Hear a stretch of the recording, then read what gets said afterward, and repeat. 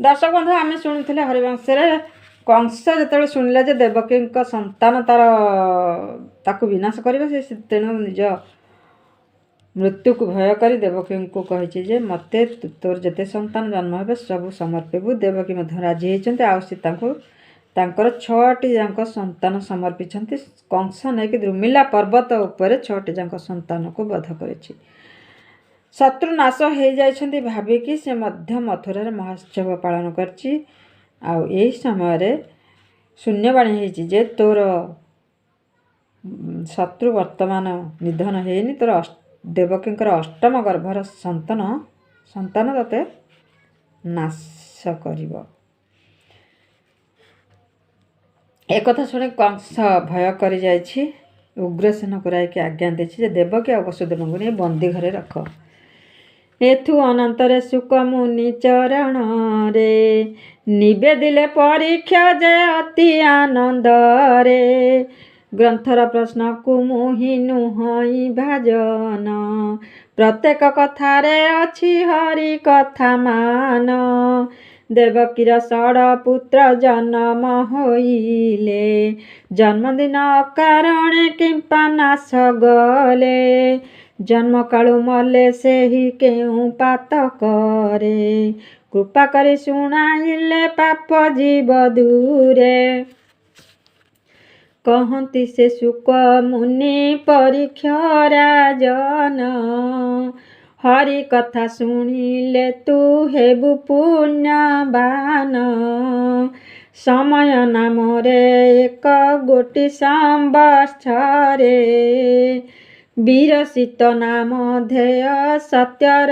जुगरे अमर सभारे बसी से सहस्र जोनी नृत्य रंग करुछंती देवतांकु घेनी यही काले स्वर्गे विश्वा बसुजे गंधर्वे षड पुत्र घेनी से ही नाचे सद भावे 64 कोटि अप्सरी छंती उभा होई पुरंदर बसी अछि शुभ संभष्ठाई देवगण बसी छंती तांक पारुसर नृत्यकार गंधर्वे जे नाचंती सेठार छामुरे करंती ताल धरी नृत्य रस दक्षिण मघवा हेले अतीव हरस से षडंकु बोले तुम्भे नृत्य रंग कर আজি नृत्य पड़ियाछि तुम्भर भागर यह शुणी न परीक्षा सुके पचारिला सेही षडंकर नाम कि कह होइला येड़े ख्यात मंत सेही गगन मंडले ताहांकर नाम मोते बोल तपसी रे प्रतिवचन बोलती तहु मुनिवर ईषडंक नाम तुम्भे शुण नृपवर शूरसेन कृतसेन चारुसेन जान महिसेन वीरसेन मयसेन नाम यही षड नृत्यकारी अटंती प्रधान इंद्र वचने परीक्षा हेले हर्षमान कह मते गंधर्व को एबे नृत्य रस सुक मुनि कहती जे होई न हरस इंद्र बोइले कसुण हे गंधर्व वीर आज नृत्य पड़ियाछि तुम्भर भागर पुरंदर वचन रे गंधर्व सधीरे अत्यंत हरसे नृत्य करंती सभारे दक्षिण सुरेंद्र हेला अति मोह मना ଧନ୍ୟ ରେ ଗନ୍ଧର୍ବ ତୁମ୍ଭେ ତୁମ୍ଭର ଜୀବନ, ତେଣୁ ସେ ଗନ୍ଧର୍ବଙ୍କର ଉଲ୍ଲସିତ ମତି। ଭୋଳରେ ନୃତ୍ୟ କରନ୍ତି ଉର୍ବଶୀର କତି, ଇନ୍ଦ୍ର ଯହୁଁ ଦେଖିଲା କ ଉର୍ବଶୀ ଲମ୍ପଟ। ମତିର୍ଭମ ଯୋଗରେ ତନୋହେ ରସନାଟ, କନ୍ୟା ଦେଖିଣ ଗନ୍ଧର୍ବେ ଉନ୍ମତ୍ତ ହୋଇଲା। ତେଣୁ କରି ତୁମ୍ଭେ ମାନେ ରସ ଭଙ୍ଗ କଲା, ପୁରନ୍ଦର ଅଭିଶାପ ଦେଲା ଯେ କ୍ଷଣରେ। ଛଏ ଯାଇ ଜନ୍ମ ହୁଅ ବାଟ ପଡ଼ା ଘରେ, ଚୋର ଜହ୍ନେ ଅତି ବେଗେ ଆଣେ ପର ଧନ। ମଦନ ଉଦ୍ବେଗ ତୁମ୍ଭ କଲ ହେତେ ସନ, ମୋଛାମୁରେ ନୃତ୍ୟ କରି ମତି ଭ୍ରାନ୍ତି ହେଲ। ଗୁରୁ ପତ୍ନୀ ତୁମ୍ଭେ ଦେଖି ହରିବ ଲୋଡ଼ିଲ, ଅଭିଶାପ ଘେନ ବୋଲି ସୁରେନ୍ଦ୍ର ବୋଇଲା। ଶୁଣିନ ଗନ୍ଧର୍ବଙ୍କର ଜ୍ଞାନ ହଜିଗଲା, ପୁରନ୍ଦର ଅଭିଶାପ ଦିଅନ୍ତେ ବହନ। କରପତ୍ର ଯୋଡ଼ି ଛଏ ବୋଲନ୍ତି ବଚନ, ଦ୍ରୋହୀ ହେଲୁ ଆହେ ନାଥ ଆଜ୍ଞା ଏବେ ଦେବ।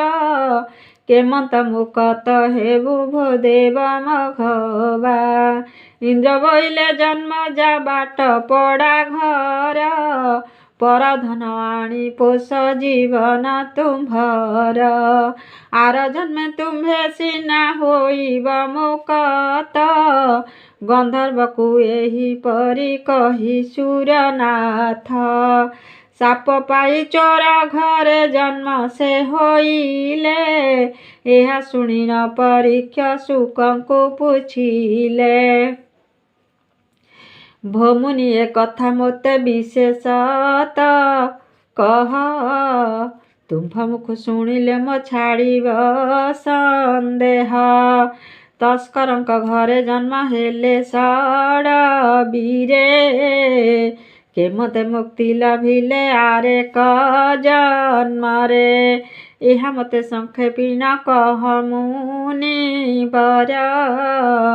ହରିକଥା ଶୁଣି ପାପ ଦୂର ହେଉ ମୋର, ଶୁକ ମୁନି ଶୁଣି ବୋଇଲେ କ ଶୁଣ ଆହେ ରାୟ। ହରିବଂଶ କଥା ଶୁଣି ପାପ କର କ୍ଷୟ, କେମତେ ମୁକ୍ତି ହୋଇଲେ ପଚାରିଲୁ ମୋତେ। ସାବଧାନ ହୋଇ ଶୁଣ ତୁହି ଏକ ଚିତ୍ତେ, ବାସବର ବଚନରେ ସେହି ଷଡ଼ବୀର। କର ଯୋଡ଼ି ନ କହି ଇନ୍ଦ୍ରର ଛାମୁର, ପୁରନ୍ଦର ତୋ ଶାପେ ହେବୁ ଆମ୍ଭେ ଜାତ। ପୁଣି କେଉଁ ସମୟରେ ହେବୁ ହେ ମୁକତ।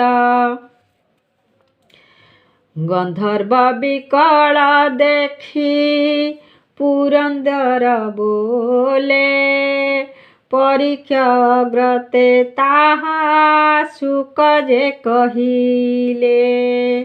ପୁନରପି ଉଚ୍ଚ କୂଳେ ହୋଇବ ଜନମ, ଜନ୍ମ ମାତ୍ରେ ଅସୁର ଯେ କରିବ ନିଧନ।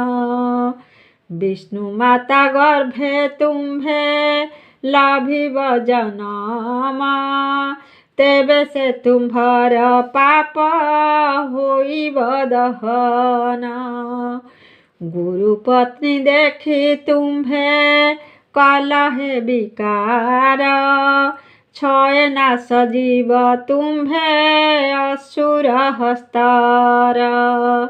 ସେ ଷଡ଼ ଗନ୍ଧର୍ବ ଅଭିଶାପ ପାଇଥିଲେ, ପରୀକ୍ଷ ଶୁକ ମୁନିକୁ ତହିଁ ପଚାରିଲେ। ଭୋ ମୁନିବର କହନ୍ତୁ ତାଙ୍କ ଉତ୍ପତ୍ତି, କେବେ ସେହି ମହାପାପ ଯିବ ହେ ତଡ଼ତି। କେମନ୍ତ ପ୍ରକାରେ ସେ ଯେ होइले जन्म। शुक मुनि बोइले शुण हे राजन। कहନ୍ତି श्री शुक शुण परीक्षित राय। एहांकर जन्म शुणी पाप कर क्षय। इंद्रर अभिशापरे होइला जन्म। चोर घरे गंधर्वे होइले उत्पन्न। 12 बरस चोर गृहरे बढ़िले। दिनकु दिन सेमाने दुर्जय होइले। 15 वर्ष पर्यंत पिता संगे रही। दिनकु दिन जानिले बाट पड़ा सेही। 16 बरस सेमाने दुर्जय होइले। पितार अग्रते दिने सेमाने कहिले। भो पिता तुम्हे आम्भकु देइअछ जन्म। तुम्भर बाट पाड़िबा नुह इति धर्म। पुत्र थाउ पिता जेबे दुख को पाइब।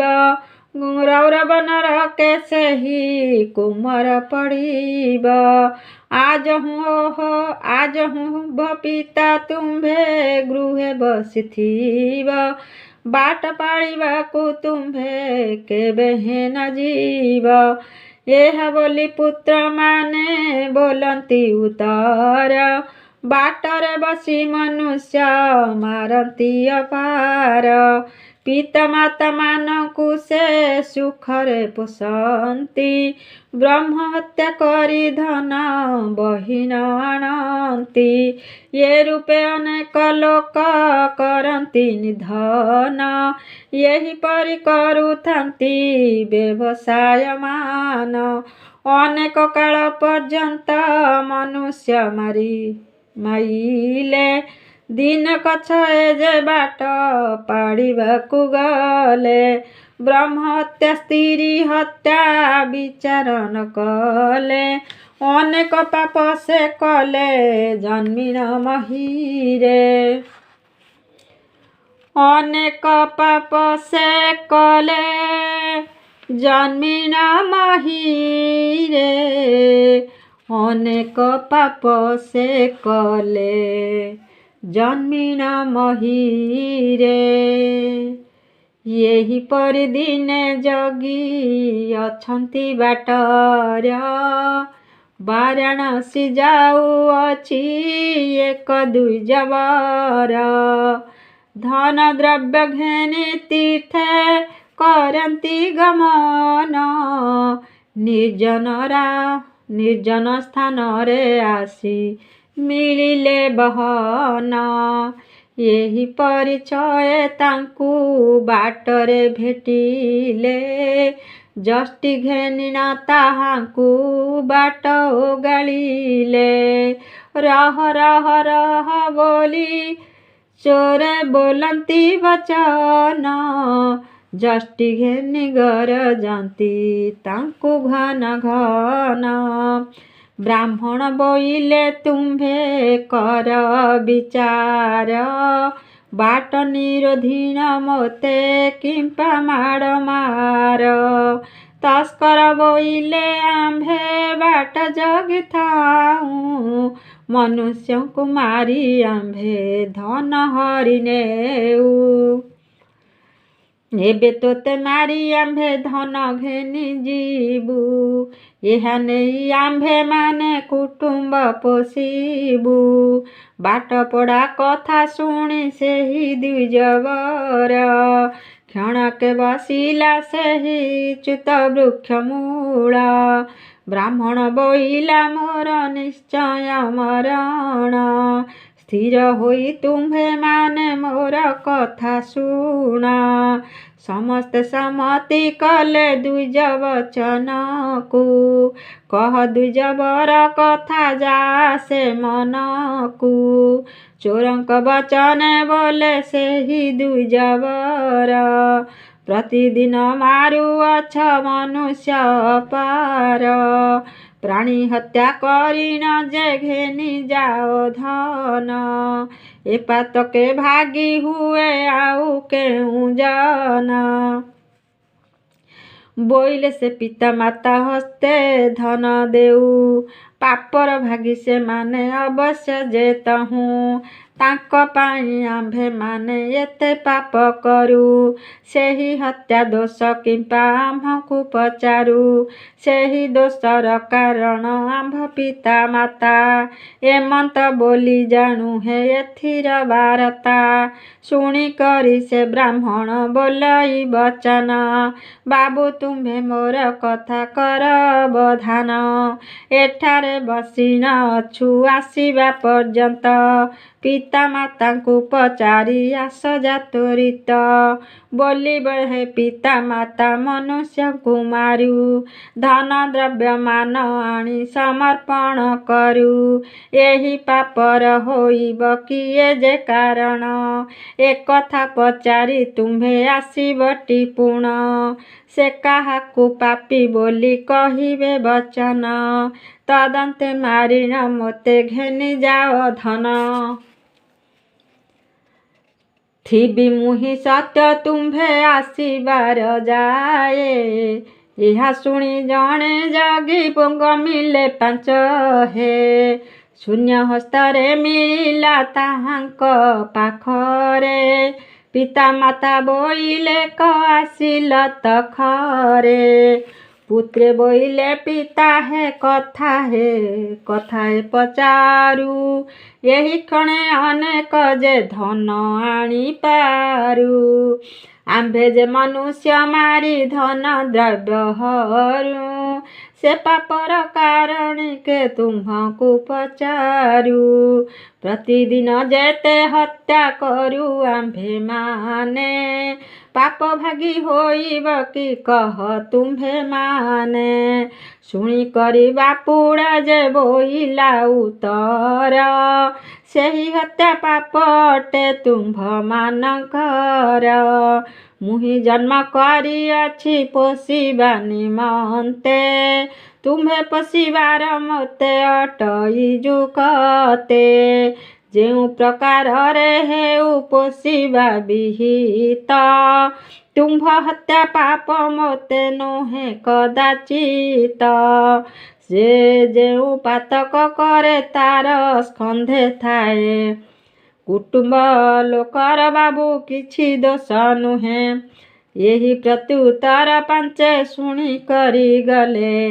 ସେ ବ୍ରାହ୍ମଣ ପାଦ ଧରି ପ୍ରଣିପାତ କଲେ। ବୋଇଲେ ଗୋସାଇଁ ଏକ କଥାଏ କହିବା। ତୁମ୍ଭ ସଙ୍ଗତରେ ଆମ୍ଭେ ତୀର୍ଥକୁ ଗମିବା।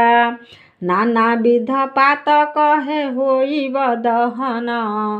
ଅନେକ କଲୁଣି ଆମ୍ଭେ ହତ୍ୟା ପାପମାନ। ଆଜିଠାରୁ ଆମ୍ଭେମାନେ ବାଟ ନ ପାଡ଼ିବୁ। ତୁମ୍ଭର ସଙ୍ଗରେ ଆମେ ଗୋଡ଼ାଇ ନଥିବୁ। ଦ୍ୱିଜ ଦଣ୍ଡ କମଣ୍ଡଳୁ ହାତରେ ଘେନିଲେ। କେଛାଲ ଖଣ୍ଡିକ ନେଇ କାନ୍ଧେ ପକାଇଲେ। ସେହିଠାରୁ ଦ୍ୱିଜ ବର ଚୋରଙ୍କୁ ଘେନିନ। ପ୍ରବେଶ ହୋଇଲେ ଯାଇ ବାରାଣସୀ ପୁଣ। ଯେଉଁଠାରେ ଯେତେ ତୀର୍ଥ ଭ୍ରମଣ ସେ କଲେ। ସକଳ ତୀର୍ଥରେ ଯାଇ ମୁଣ୍ଡ ବୁଡ଼ାଇଲେ। ସେ ସ୍ଥାନରେ ଅବସ୍ଥିତ ଯେତେ ମୁନିଗଣ। ହୋଇଛନ୍ତି ଧ୍ୟାନମଗ୍ନ ଦେଖିଲେ ତକ୍ଷଣ। ଚୋରମାନେ ଏକ ମନେ ସେ ସ୍ଥାନକୁ ଗଲେ। ହରି ହରି ଧ୍ୱନିମାନ କର୍ଣ୍ଣରେ ଶୁଣିଲେ। ସେହି ଚୋରମାନେ ଏକା ହରି କଲେ ଧ୍ୟାନ। ତାଙ୍କର ସକଳ ପାପ ହୋଇଲା ଦହନ। ସେ ତୀର୍ଥରେ 7 ଦିନ ସମସ୍ତେ ରହିଲେ। ମହାପାପ ମାନ ସବୁ ଦୂର କରିଦେଲେ। ମହାପାପ ମାନ ସବୁ ଦୂର କରିଦେଲେ। ମହାପାପ ମାନ ସବୁ ଦୂର କରିଦେଲେ। हरि बोल।